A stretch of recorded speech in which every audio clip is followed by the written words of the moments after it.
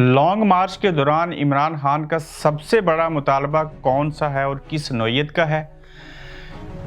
एक बड़ा दावा कर दिया गया कि अरशद शरीफ को मरवाने में पाकिस्तान तहरीक-ए-इंसाफ के लोग शामिल हो सकते हैं। ये किसने दावा किया? अरशद शरीफ के केस के साथ जुड़े तमाम सबूत मिटा दिए गए और कीनिया में मौजूद पाकिस्तान से गई तहकीकाती कमेटी को शदीद दुश्वारी का सामना। आरिफ अलवी और इमरान खान साहब के दरमियान किस बात पर, क्यों और कैसे और कहां अच्छी खासी तकरार हुई? पाकिस्तानी सहाफ़ी क्यों मुल्क को छोड़ के असाइलम पाकिस्तान, बरतानिया, कनेडा और अमेरिका में करने पे मजबूर हैं और सहाफ़त और पाकिस्तान दोनों को क्यों छोड़ रहे हैं और यूट्यूबर बन रहे हैं? इसके अलावा खुर्रम और अरशद अहमद मेरे क्लास फेलो हैं, ऐसा कहना है इन दिनों में काफ़ी जज्बाती हुए फैसल वाडा का। उन्होंने ऐसे क्यों कहा? आज इन तमाम नुकात के ऊपर हम तफसीली बात करेंगे। अस्सलाम वालेकुम, आप देख रहे हैं गोरखधंधा अब्रार कुरैशी। आपसे महत्वपूर्ण मल्टीपल खबरें हैं मेरे पास जिनके ऊपर तफसीली बातचीत करना ज़रूरी है अरशद शरीफ के केस के हवाले से और बिलखुसूस जो फैसल वाडा है उस पर। सबसे पहले हम आ जाते हैं कि जो लॉन्ग मार्च हो रहा है इसमें सबसे बड़ा मुतालबा ऐसा कौन सा है जो मुझे और बेशुमार और लोगों को लगता है कि ये मुतालबा जो है वो पूरा नहीं हो सकेगा। इलेक्शन का मुतालबा तो सबको पता है, इसके साथ साथ जिस मामले के ऊपर इमरान खान साहब और आरिफ अलवी साहब के दरमियान तू तकरार भी हुई और जब दूसरी बार वो बैठे, और बिलखुसूस ये भी आपको बताऊंगा कि इमरान खान साहब गुजरांवाला में जब पहुंचे तो जल्दी लॉन्ग मार्च क्यों ख़त्म किया और फिर रात को किसके यहाँ ठहरेंगे। बड़ा मुतालबा खान साहब का ये है कि जो DGISI हैं जनरल नदीम, उनको भी फारिग किया जाए। और ये बात जो अहम है, जब इस बात का इजहार उन्होंने डील के दौरान, मुज़ाकरात के दौरान आरिफ अलवी साहब से किया तो उन्होंने कहा कि इलेक्शन वाली बात तो हो सकती है जल्दी हो जाए, लेकिन खान साहब आप ये मुतालबा नहीं करें क्योंकि ये पूरा होता हुआ दिखाई नहीं देता। एक प्रोफेशनल इदारा जो है ये उनकी मर्जी और मंशा है और ये चीज़ें काबिल कबूल नहीं होंगी, जिसके ऊपर अच्छी खासी तू तकरार हुई। और इमरान खान साहब ने कहा कि जो शख्स और जिसकी मौजूदगी में मेरे खिलाफ प्रेस कॉन्फ्रेंस हो, जो खुद कंट्रोवर्शियल बन जाए, मेरे लोगों को उठाया जाए, उनको नंगा और गंजा किया जाए, उनकी तौहीन की जाए, तो मैं कैसे समझूंगा कि ये शख्स अगर मौजूद रहा तो आने वाले दौर में, महीनों में और सालों में हमारे खिलाफ जो है वो मज़ीद ऐसी चीज़ें नहीं होंगी। अगर ये प्रोफेशनल थे तो इन्होंने क्यों फिर हमारे लोगों के साथ इतना बड़ा खिलवाड़ किया? तो इस मामले के ऊपर तू तकरार भी हुई और ये भी एक बड़ा मुतालबा है कि DGISI जो हैं उनको भी ख़त्म किया जाए। ये मुतालबा आया है सामने, पहले भी इसका जिक्र किया था इमरान खान साहब की जानिब से। इसके बाद आ जाते हैं कि पाकिस्तानी सहाफ़ी जो हैं वो क्यों पाकिस्तान को छोड़ने के ऊपर मजबूर हुए और सहाफ़त को भी छोड़ने के ऊपर मजबूर हुए। इन दिनों आपने देखा होगा कि इमरान रियाज साहब के हवाले से तो खबर गलत निकली। वो पाकिस्तान में कुछ देर पहले उन्होंने बोल TV के लिए इमरान खान साहब का कंटेनर के ऊपर खड़े होकर इंटरव्यू भी किया, वो तो वहीं पर मौजूद हैं। लेकिन इस इमरान रियाज के जाने को ख़ास कर वजह बना के जो मीडिया सेल है मुस्लिम लीग नून का और PDM का, उन्होंने बड़ी तू तकरार शुरू कर रखी थी कि इमरान खान का बयानिया जो है वो लॉन्ग मार्च जो है उसके तो मेन पिलर जो है मीडिया के अंदर से वो खुद ही गायब हो गए।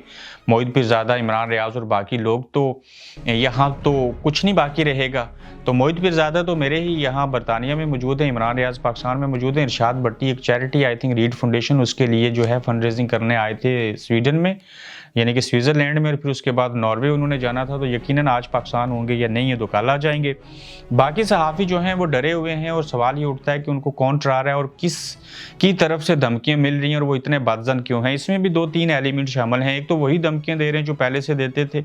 कुछ जो आम और ख़ास सहाफ़ी हैं वो इस इशू को, पाकिस्तान के हालात को, अरशद शरीफ के मरने के बाद इसको वजह बना के उनको बड़ी ख्वाहिश है कि हम साइलम करें, बरतानिया भी साइलम दे देगा और कनेडा भी दे देगा और अमेरिका भी दे देगा और मियाँ बीवी बच्चों समेत हम वहाँ सेटल हो जाएंगे। उनका कोई पहले भी एजेंडा नहीं था कि हमने मुल्क और कौम की खातिर आवाज़ उठानी है, कोई जहाद करना है।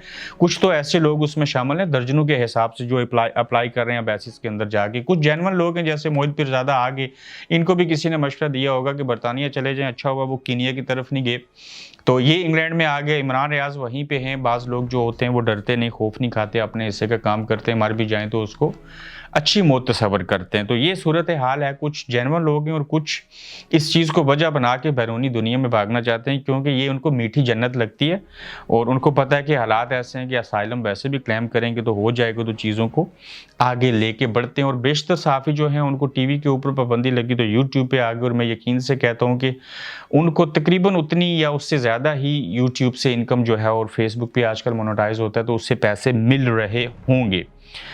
इसके अलावा आ जाते हैं जी कि फैसल वाडा साहब ने जो है वो प्रेस कॉन्फ्रेंस की, या सॉरी प्रेस कॉन्फ्रेंस तो पहले की, अब उन्होंने नदीम मलिक साहब के शो में चंद चीज़ों का इजहार किया।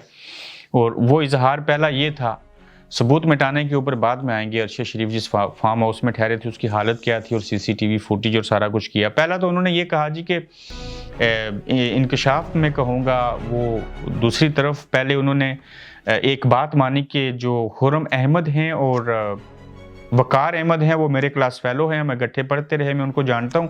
उनका बिजनेस भी फैसल वाडा का और उनका मुश्तरका है, जो कि वो भी प्रॉपर्टी का काम करते हैं और फैसल वाडा साहब का भी प्रॉपर्टी का काम है। प्लस ये कराची के ही शहर से हैं दोनों, अरशद शरीफ साहब भी वहीं से थे और ये फैसल वाडा के क्लास फेलो भी हैं।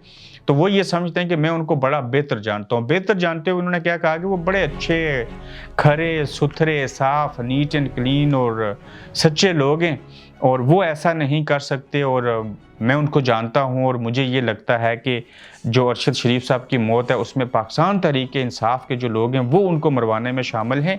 ये एक बड़ा इंकशाफ है। किसकी तरफ से? फैसल वाडा की तरफ से। फैसल वाडा साहब, आपको तो पार्टी से भी निकाल दिया गया, आपकी ट्यून से ये लगता है कि आप इस्टेब्लिशमेंट की बोलती बोल रहे हैं, और जूं आप जो बात करेंगे उस अदारे के ऊपर नुक्ताचीनी होगी, चूँकि आप हैं ही उन्हीं के बंदे।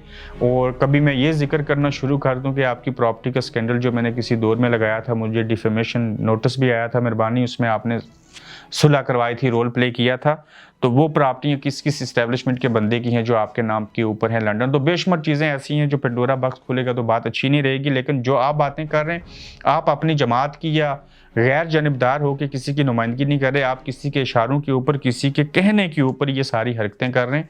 और ये वो चीज़ें हैं, वो ऐसे एलिमेंट हैं, आप दूसरों के गुनाह मत लीजिए अपने साथ। इतने मजबूर और लाचार हैं तो खामोश हो जाइए, बजाय इसके कि आप असल हकायक को छुपाने की कोशिश करते हैं और डाइवर्शन के ऊपर चीज़ों को लगा रहे हैं।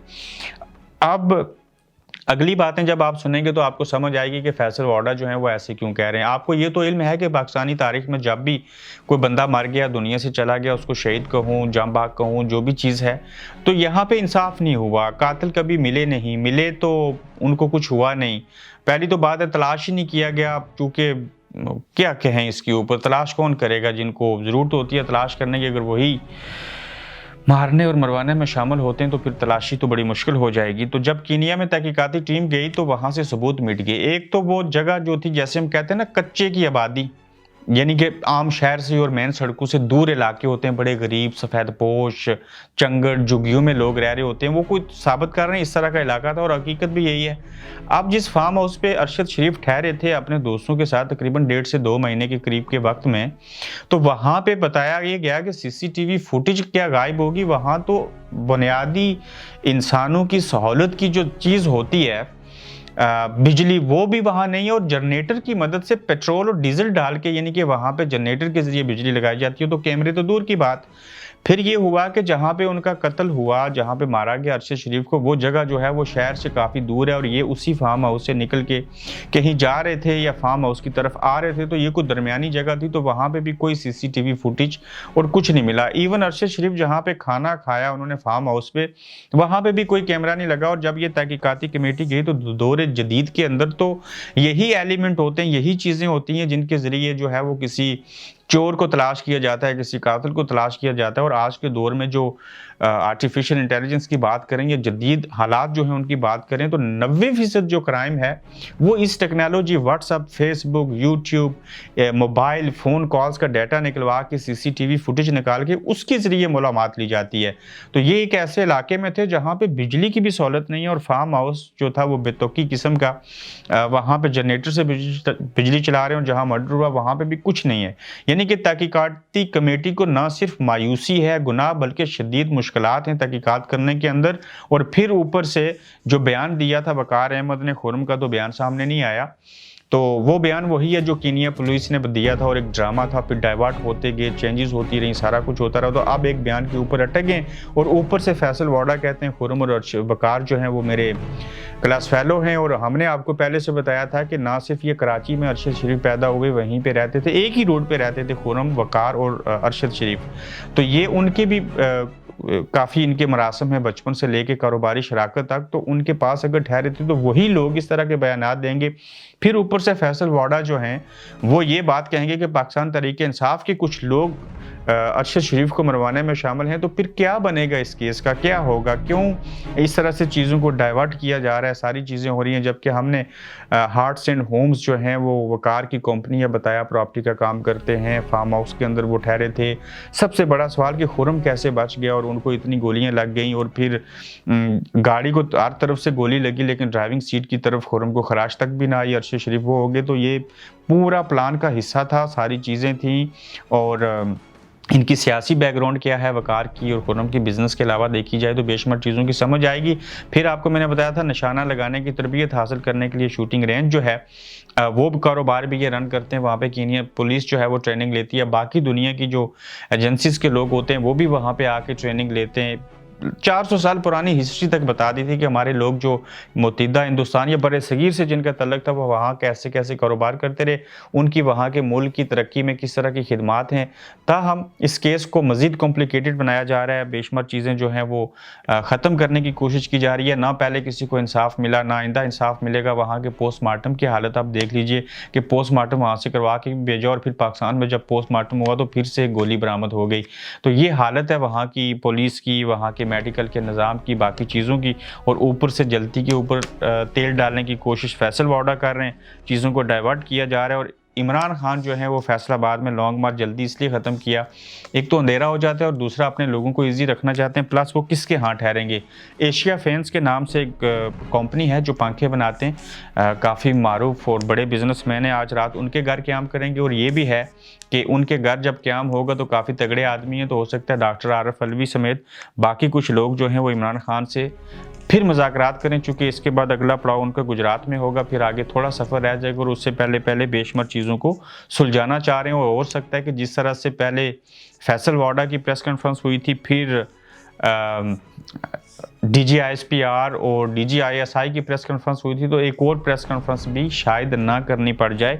देखते हैं वो प्रेस कॉन्फ्रेंस कब होती है, कौन करता है। और यहाँ भी इख्तिताम करना चाहूँगा, मल्टीपल चीज़ें आपसे डिस्कस की। अपना ख्याल रखिएगा, फीडबैक ज़रूर दीजिए, पेज को ज़रूर फॉलो करें और यूट्यूब चैनल को सब्सक्राइब कीजिए। तो नए एपिसोड में फिर आपसे मुलाकात होगी। अल्लाह हाफिज़। आप देख रहे हैं गोरखधंधा अब्रार कुरैशी के साथ।